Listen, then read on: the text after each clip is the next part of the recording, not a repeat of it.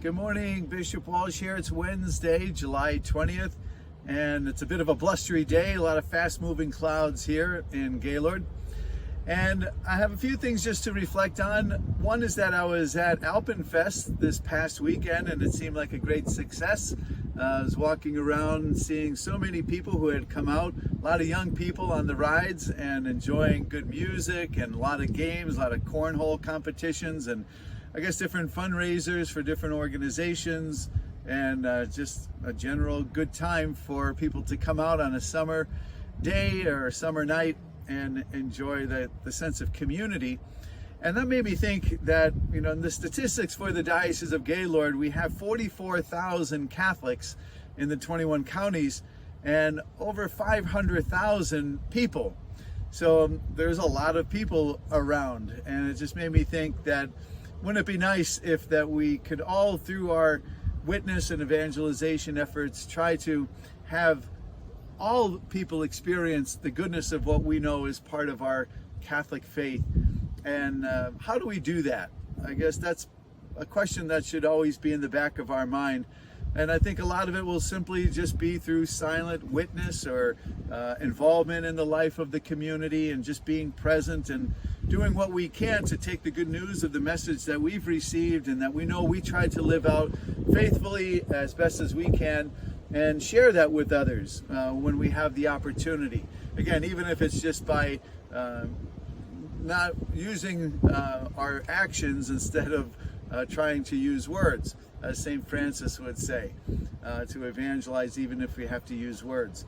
But anyway, I just think that's one of the things for us to consider, how we continue to try to share the good news of our Catholic faith, to live it with a great sense of sincerity, and knowing that the truth is what draws us, especially in a culture that is always seeming to kind of test those moral limits, to remain steadfast and true to what our faith is, and allow God to really be the one that generates the grace that helps people to come to experience their relationship with God all the more fully. I'm sharing good news about a scholarship fund that was established. We want to thank Bishop Hurley for the foresight that he had while he was the apostolic administrator here. And there's going to be scholarship money available this year for the first time, and in subsequent years, money that had been established through the Northern Michigan Catholic Foundation, so that we have the opportunity to offer people, families and young people attending our Catholic schools to have access to some monies that could be helpful to them, and maybe be an incentive and an encouragement for them to participate in the life of our Catholic schools. So there's a whole system that's set up as to how to apply for that. So please, if you're interested, be attentive to how further information will be set forward for how to access those scholarship funds. Also working with Bishop Hurley, grateful that he's on board with us as a consultant, helping us continue to do the final parts of the incorporation process.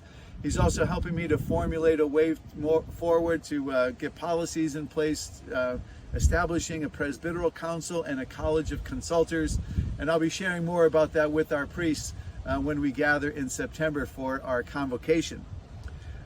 I want to wish everyone well who's part of a Vacation Bible School this summer, or a Totus Tuos group, as I know we have here in Gaylord. Yesterday I celebrated Mass with them and sat down and had some lunch with some of them, and a few of them shared their cookies and their goldfish with me. So it's great to be around children. Always helps with our perspective on life just to spend time with them.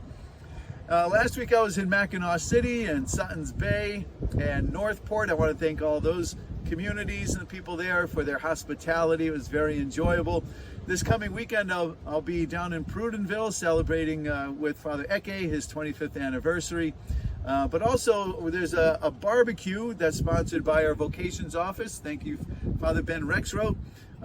We encourage anybody who's interested in learning more about the diocesan priesthood to come to that barbecue. There's information about it on our website, and I plan to be there for an afternoon of fellowship and, again, encouragement for our priesthood and our vocation here in the Diocese of Gaylord. I want to thank you for checking in and hope you have a great day, and God bless.